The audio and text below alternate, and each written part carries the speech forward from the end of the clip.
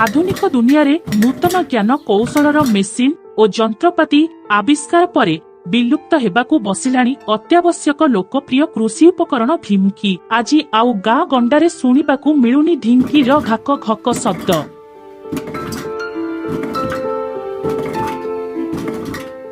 बहु वर्ष पूर्वरु लोकमाने धानरु चाउल बाहर करिबा पई ढिंकीर बहुल व्यवहार करुथिले। चासी परिवार समस्तंक घरे गोटिए लेखाए ढिंकी थिला। ग्रामर महिला माने सेही ढिंकीरे धानरु चाउल बाहर करुथिले। अन्य महिला माने मध्य तांकु सहयोग करुथिले। फଳରେ निज निज मध्यरे आत्मीयता रहुथिला ओ परिश्रम जणा पडुनथिला। ढिंकी द्वारा धान को कुटिबा परे सेथिरु चाउल कुंडा एवं खुद को अलगा अलगा करा जाउथिला। आज समय बदलिछि आउ गाँ गंडारे विशेष भावे शुणिबाकू मिलुनी ढिंकीर आक घक शब्द।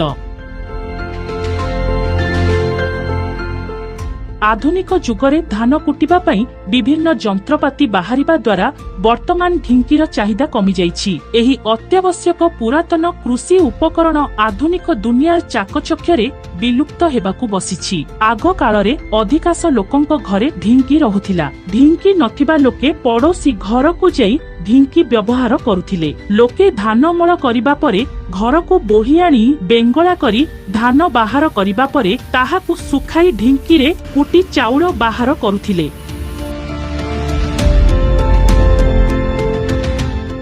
ढिंकी कुटा चाउल रे अधिक विटामिन रहिबा सह सेही चाउलर भात खाइबा पई स्वादिष्ट रहिथाए। चाउलरू बाहरुथिबा खुदरे तियारी पिठा मध्य अधिक स्वादिष्ट रुहे। सेही परी ढिंकी रे धान कुटिबा परे जेउ कुंडा बाहरे सेही कुंडा गाई गोरु मानक उत्तम खाद्य होइथाए। तेनु डेंकी कुटा चाउल व्यवहार प्रचलित थिला।